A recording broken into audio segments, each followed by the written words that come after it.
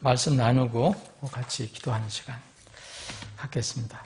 오늘 계속해서 요한복음 18장 오늘 28절부터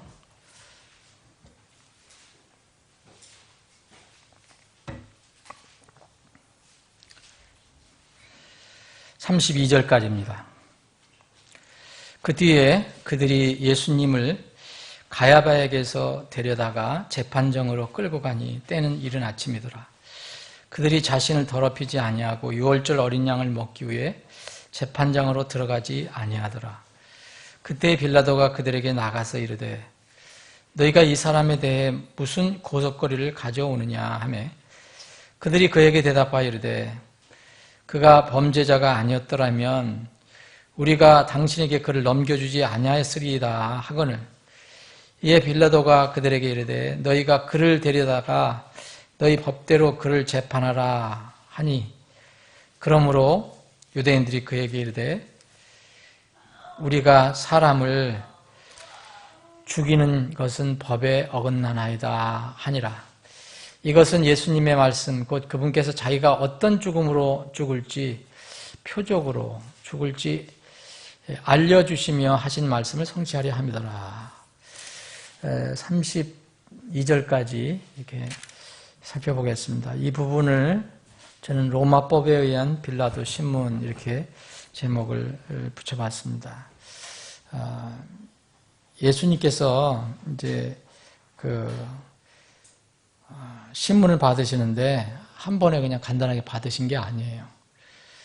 유대인들에 대한 신문을 받고 또 로마 당시 유대를 지배하고 있었던 로마 제국의 그 규정에 의해서 신문을 받습니다. 이 부분은 로마의 총독인 빌라도 앞에서 받으시는 그런 신문입니다.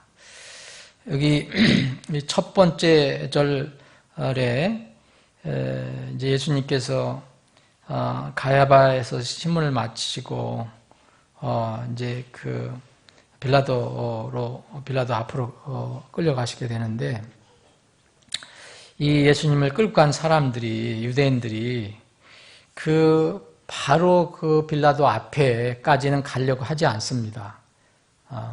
그래서 여기에 보면 29절에 보면 빌라도가 그들에게 나와서 이야기를 해요.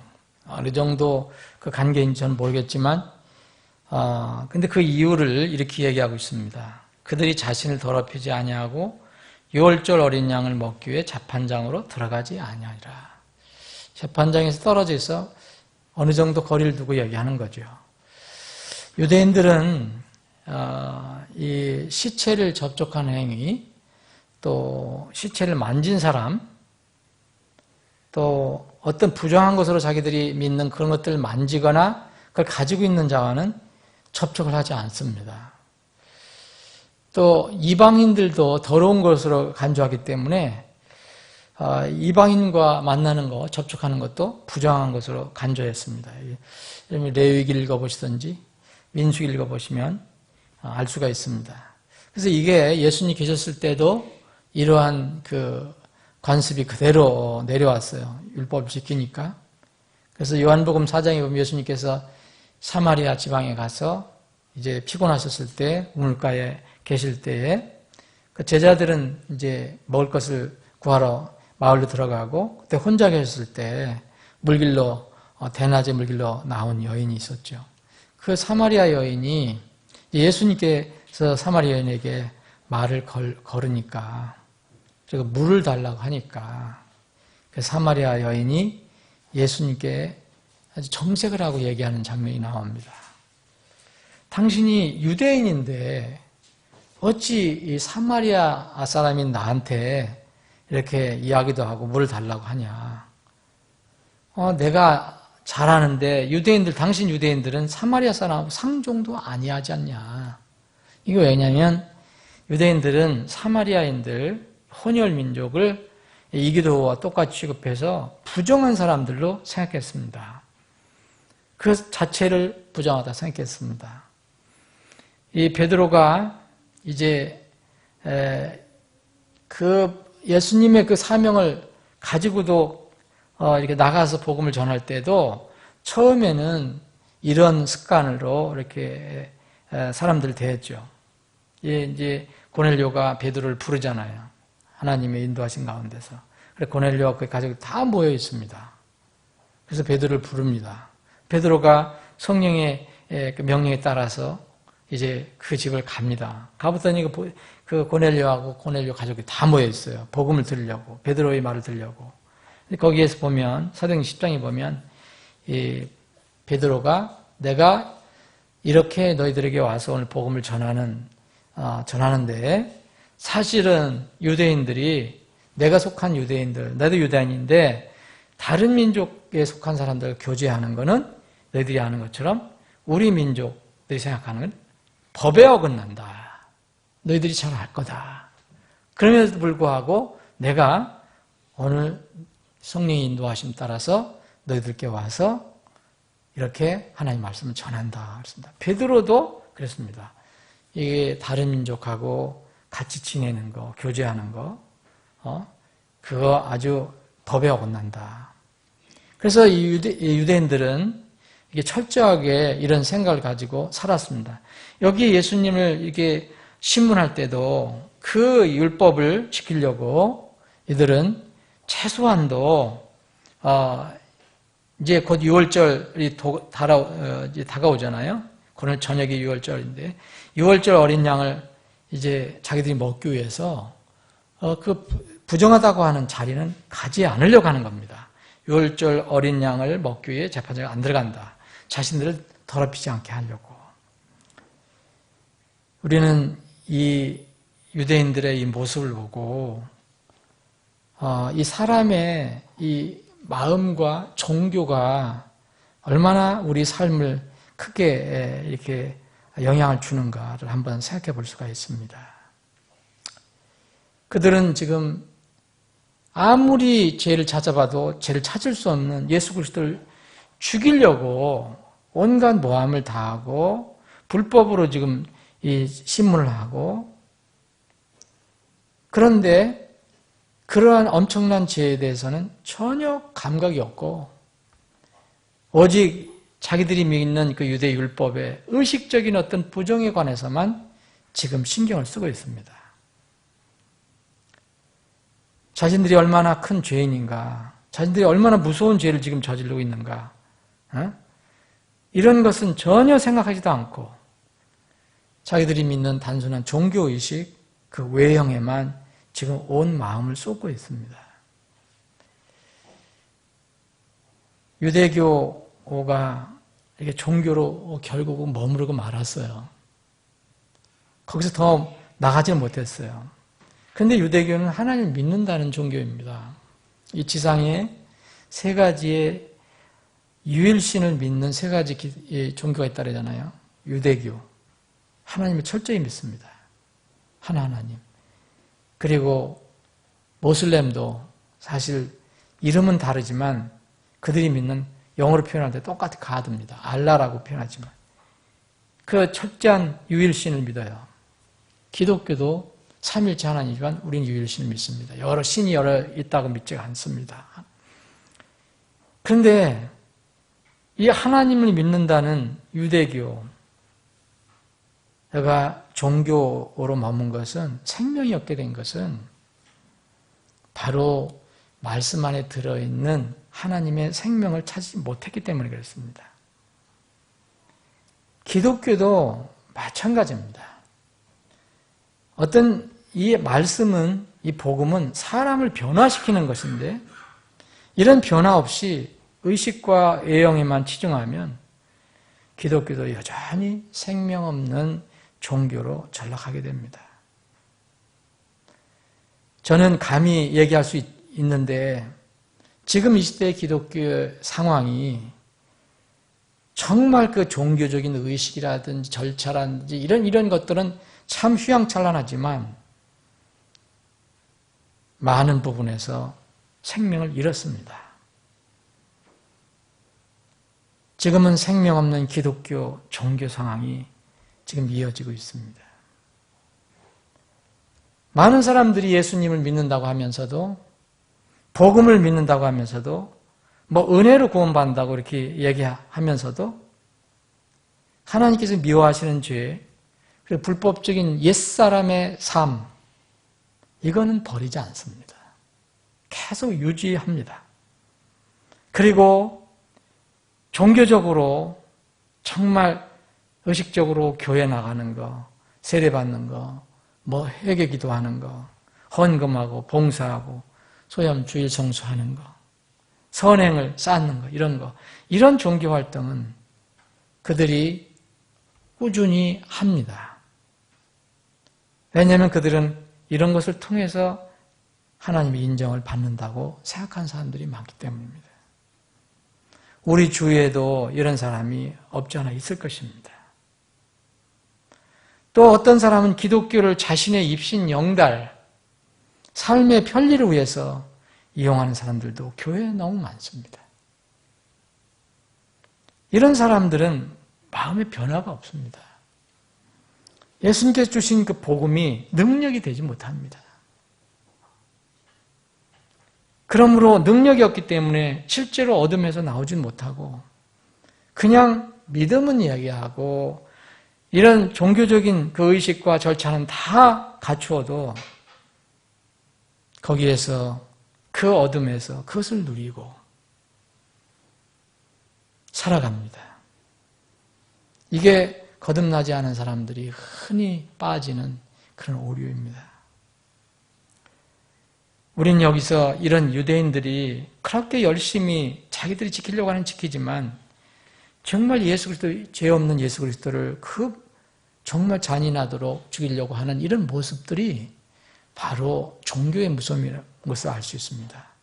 이 사람들은 세상의 불신자가 아닙니다. 세상의 무신론자가 아닙니다. 이 대제사장 안나스의 신문은 별 효력이 없었어요. 근데 이 사위 가야바의 신문은 어느 정도 효력이 있었습니다. 예수님은 3번의 신문을 받았죠. 안나스로부터 받았고요. 또 가야바에서도 받았습니다. 우리가 지난번에 살펴봤던 부분. 3번째는 바로 로마 총독 관저에서 이 빌라도가 주재한 재판을 받았습니다. 빌라도에서 앞에서 열린 것은 그들이 하고 싶어서 한 게 아니고 그때 당시에 로마의 속국이었기 때문에 자기들이 마음대로 사형을 집행할 수가 없었습니다. 반드시 로마의 동의가 필요했습니다. 그래서 이 빌라도에게 빌라도를 어떻게든지 설득하려고 애를 쓴 겁니다. 이 빌라도 앞에서의 신문은 3부분으로 구성되어 있습니다. 빌라도도 자기 앞에 왔을 때 예수님 그대로 이렇게 풀어주려고 애를 썼습니다. 그래도 보시면 알겠지만 마태복음이라든지 이런 복음서를 읽어보시면 또 여기에 오늘 이 부분에서도 우리가 읽은 부분에서도 이 빌라도는 예수님을 막 풀어주려고 그래요. 헤롯 앞에서 신문을 받게 합니다. 왜냐하면 자기는 풀어주고 싶은데 뭐가 건수가 없었는데 이제 얘기를 듣다 보니까 예수님이 갈릴 사람이라는 소리를 어찌 듣고 그러면 그 재판 관할 구역 헤롯에게 보내라. 그래서 보냅니다. 자기가 어떻게든지 예수님을 관여하려고 하지 않는 겁니다.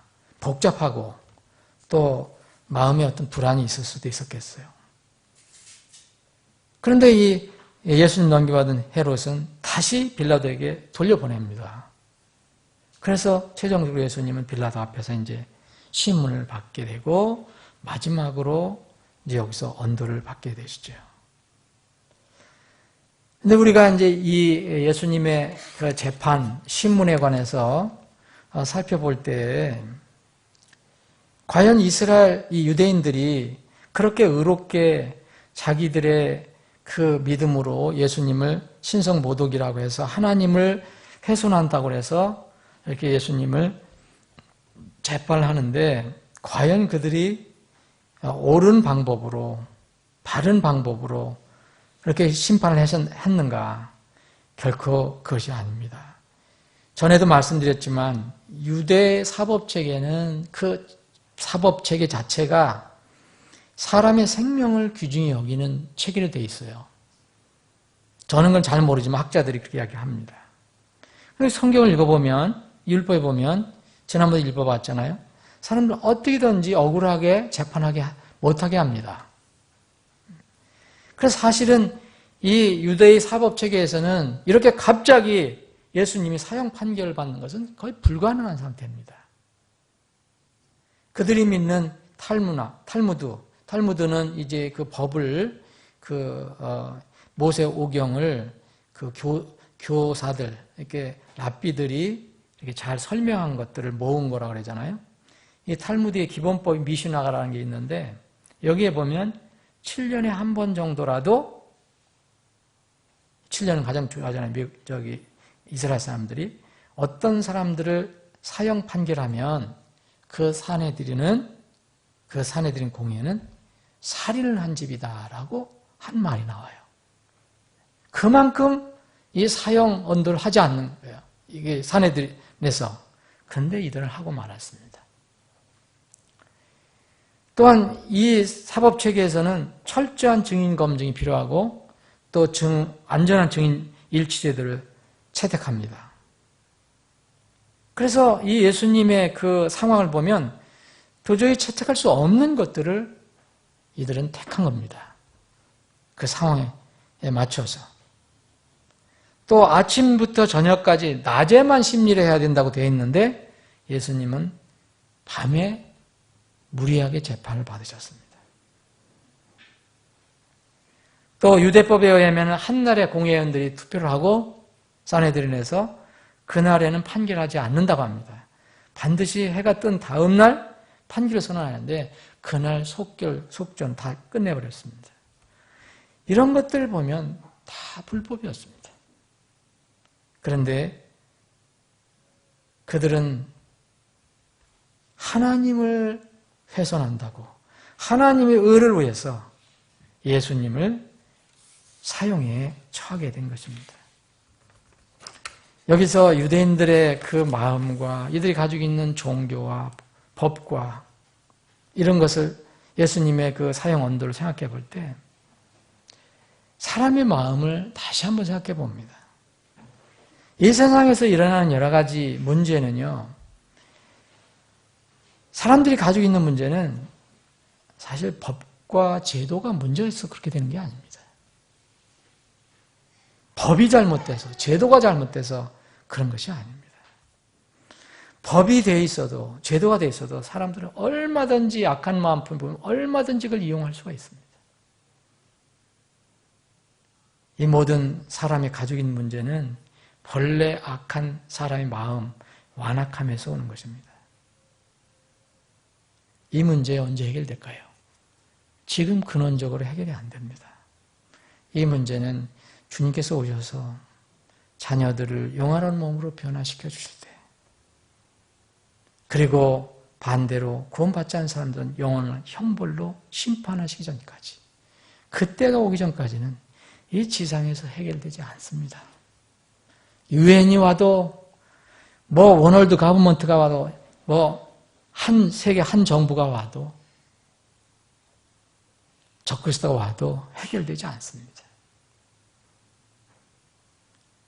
저는 이 말씀을 이렇게 생각하면서 그때 이렇게 아우성치는 유대인들, 우리가 2000년 전에 정말 태어나서 거기에 살고 있었다면 우리는 어떡할까?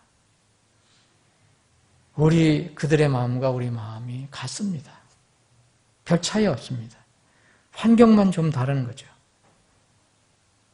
우리의 악한 마음은 우리의 기득권을 이용하려 할 것이고, 우리의 육신의 편안함을 추구할 것이고, 또 우리가 세상에서 즐기는 유익을 추구할 것입니다. 그래서 우리가 거듭나지 않았다면 그때 예수님을 그렇던 명분을 내세워서 정죄하는 일에 가담하였을 것입니다.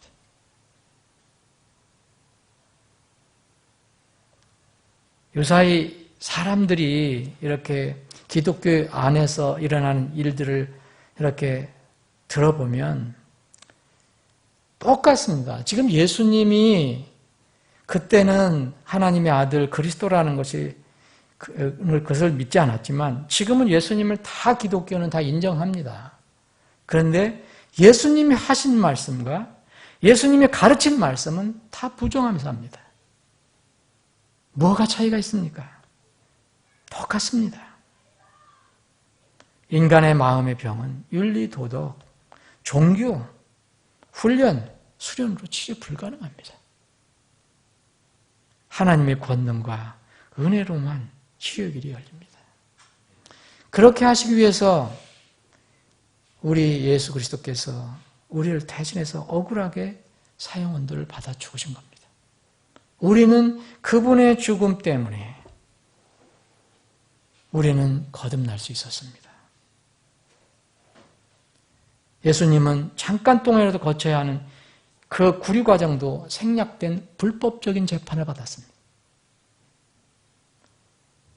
이런 불법 때문에, 이런 죄와 불법 때문에 공정한 재판도 받지 못하시고 우리를 위해서 하나님의 어린 양이 되신 것입니다. 이거는 이사야 대언자가 이미 예수님 오시기 전 700여 년 전에 이사야서 53장에서 그분은 불법으로 재판을 받는다라고 예언을 했습니다. 이것이 이루어진 것입니다. 이렇게 빌라도는 너희가 그를 데려다가 너희 법대로 그를 재판해라. 이렇게 30절에 보면 이렇게 이야기합니다. 왜 예수님을 계속해서 로마의 법정에서 풀어주려고 애를 썼을까? 이 성경과 함께 이 역사의 자료에 의하면 이 빌라도는 굉장히 포악했던 사람으로 알려져 있습니다. 성경도 그것을 암시를 해주는데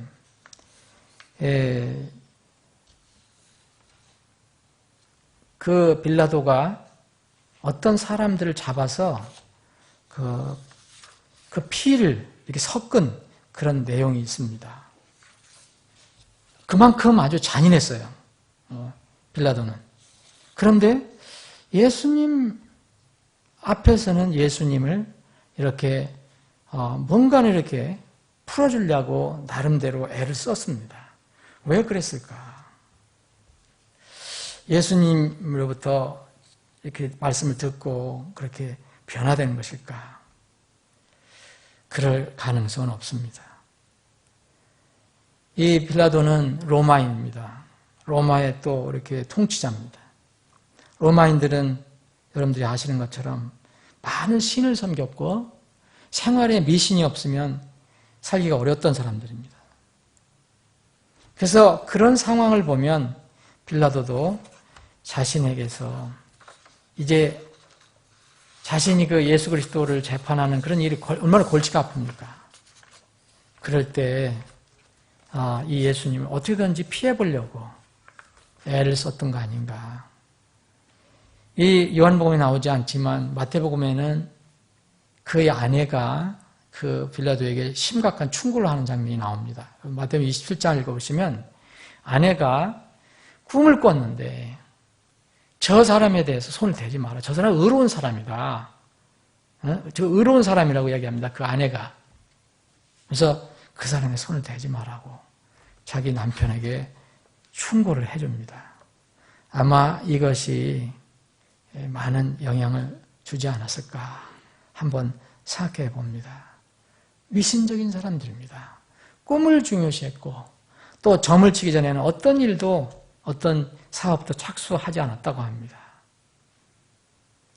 그 꿈을 아내가 꾼 꿈을 자기한테 알려줬는데 그걸 듣고도 태어날 수 없을 정도로 그들은 미신적인 사람들이었습니다. 그래서 예수님을 어떻게든지 선한 사람이기 때문에 정말 저 사람이 내 구세주기 때문에 도리한 것이 아니고 이제 자신의 입장에서 자기에게 유익한 것이 무엇인가 그렇게 생각해서 그렇게 한 것이라고 저는 봅니다. 이렇게 애쓰던 빌라도가 결국은 나중에 이제 조금 뒤에 가보면 사형 집행을 허락합니다. 그리고 여기서도 너희가 그를 데리다가 너희 법대로 그를 재판하라고 얘기합니다. 안 풀어주려고 하던 사람이 이제 재판하라고 넘겨주려고 합니다. 왜 이랬을까? 나중에도 한 번 더 살펴보겠지만 저는 이 부분에서 중요한 영적 원리를 한번 찾아보는 것이 어떻겠나 생각해 봅니다. 여러분, 하나님이나 하나님께서 보내신 진리, 그리고 그리스도로 오신 예수 그리스도에 관해서 누구든지 중립적인 위치에 서는 것은 불가능합니다. 곧 진리와 비진리가 있습니다. 참과 거짓이 있는데 중간에 서는 것은 불가능하다는 겁니다. 사람들이 그 가능하다고 생각해도 하나님 편에서는 절대 가능하지 않습니다. 빌라도는 예수 그리스도에 대한 나름대로 좋은 감정도 가지고 있었고 미신적이었던 어쨌든 자기 보신 때문에 그랬던 어떤 유대인들과는 다른 점이 있었습니다. 예수님이 죄가 없다고 그는 선언했습니다. 그런데 그는 예수 그리스도를 자신의 구원자로 믿은 것은 아닙니다. 예수 그리스도를 진리라고 믿은 것은 아닙니다. 그 뒤에 보면 진리가 무엇이냐라고 오히려 되묻습니다. 무엇인지 모르겠다는 겁니다. 예수 그리스도를 죄인이라고 판결해서 사형에 처하고 싶지 않았지만 그분을 자신을 살리는 자신의 유일한 구원자와 주로 믿고 싶은 마음이 없었습니다. 아니, 그럴 능력이 없었습니다. 그런 능력이 없었습니다. 사랑하는 여러분, 이 영적인 진리는 지금 이 시대에 똑같이 적용됩니다. 진리, 비진리가 있습니다. 생명, 멸망이 분명히 성경에는 예시가 되어 있습니다. 거기에 중립지대가 없습니다. 천국과 지옥 사이에 연옥이라는 중립적인 장소는 없습니다. 로마 카톨릭이 꾸며낸 것입니다. 믿음이면 믿음이고 불신이면 불신입니다. 믿는 것과 안 믿는 것이 섞여 있는 혼합신앙 있을 수가 없습니다. 그래서 저는 이 시대의 소위 에큐메니컬 운동이 무섭다고 말씀드리는 겁니다. 이것은 양의 탈을 쓴 늑대와 같은 운동입니다. 매우 위험한 운동입니다. 성경의 진리와 복음의 정면으로 배치됩니다. 왜 위험하냐면 불신자로 보이지 않기 때문에 그렇습니다. 무신론자로 보이지 않기 때문에 그렇습니다. 지금 이 시대에도 빌라도와 같은 기독교가 정말 횡행하고 있습니다.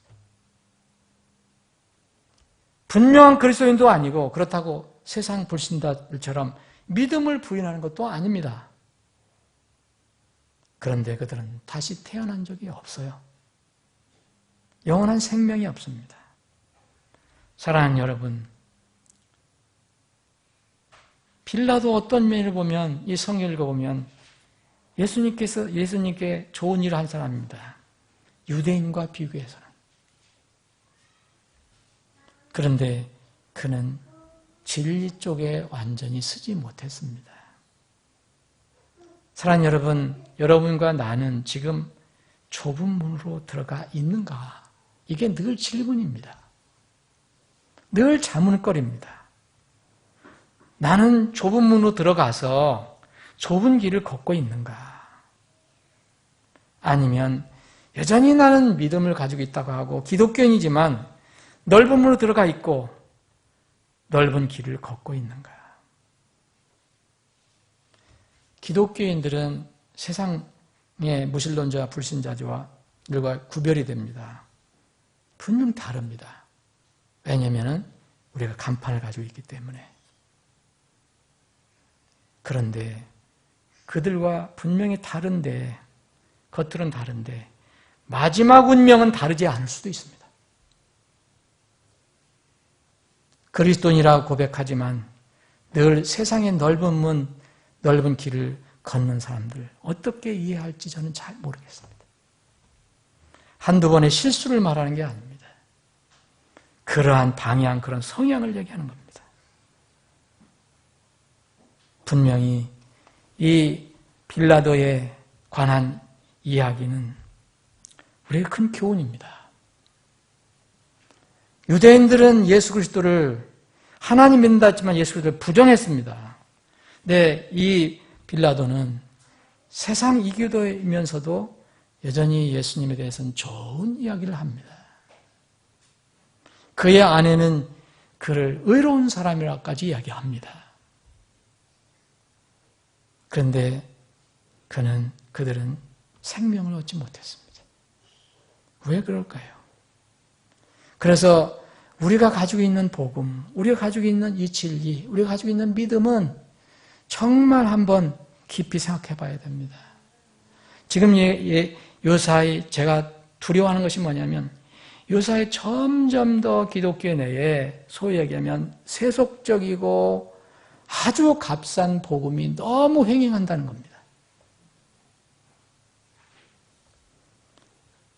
그 복음을 잘못 가지고 있는 사람은 삶의 변화가 안 일어납니다. 복음의 능력이 어디에 있는지, 하나님은 능력이 없으신 분인지, 성령님은 전혀 능력이 없으신 분인지 요사이 기독교는 그렇게 흘러가고 있습니다. 오늘 이 말씀을 여러분 묵상하시면서 우리가 가지고 있는 믿음, 우리가 가지고 있는 진리가 어떤 믿음이고 어떤 진리인지 다시 한번 생각해 볼 수 있는 기회가 되기를 바랍니다.